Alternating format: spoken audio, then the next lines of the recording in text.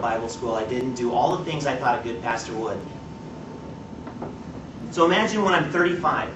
Now I'm the general manager at Cascade Print Media. I still haven't gone to Bible school. It doesn't look like I'm going to be taken over because I haven't been practicing preaching. I just all the things a good minister does, I hadn't done. And one day my dad came to me and he says, Kevin, I'm going to my pastor, the same prophet that prophesied over me when I was 21 years old, and said, I'm going to ask him to help me find a replacement. We need somebody that can take over for me when I retire. And in a few years, it'll be a little while. And I went home that night and I cried to my wife. I said, you know, that was supposed to be me. What did I do in my life that kept me from the will of God? I've known since I was 12 this is what I wanted to do, and yet, where is it at? But every time I would go to God, God would say, you're right where you're supposed to be. 5 or 6 months after that, my boss took me to lunch and said, hey Kevin, you know, I'm getting ready to retire. I want you to buy Cascade Print Media when I leave. And I was like, wow.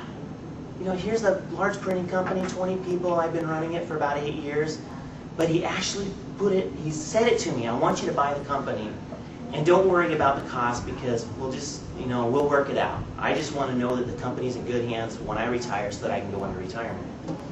And I was like, you know what? God just answered all of my prayers. Now I know what I'm supposed to do. Well, wouldn't you know, less than 6 months later, this prophet came back to town and said, Kevin, sat my wife and I down and says, you will take over for your dad when he retires. Everything that he has done till now is for you. This building that's paid off, you're going to take over. I was so scared, I didn't tell anybody.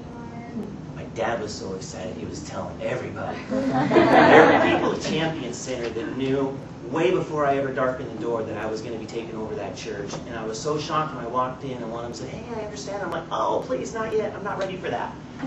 Most of you know I was so scared that I didn't tell anybody for a year why I was in WFL.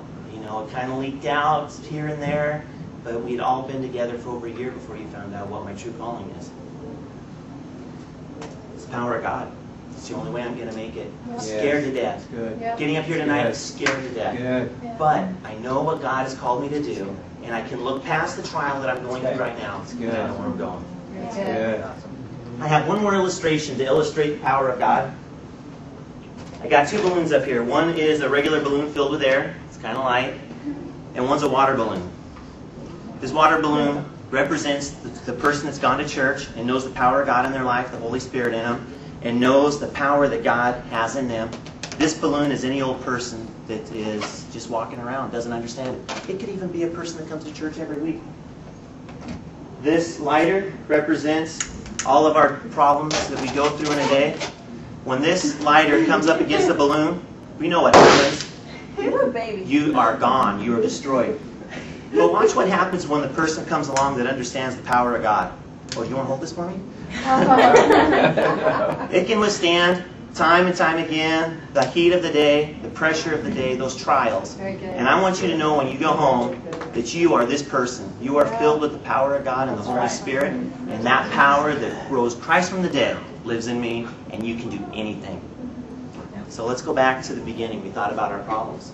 What's going to carry you through? The power of God. 2 little words. And you know what the best part is? I don't have to understand His. I don't have to understand His power. I don't have to know why that tire will stand up. I don't have to know why this balloon didn't explode. The flame was hitting the balloon. I mean, why doesn't the plastic melt? And that is the mystery of God's power. Very good.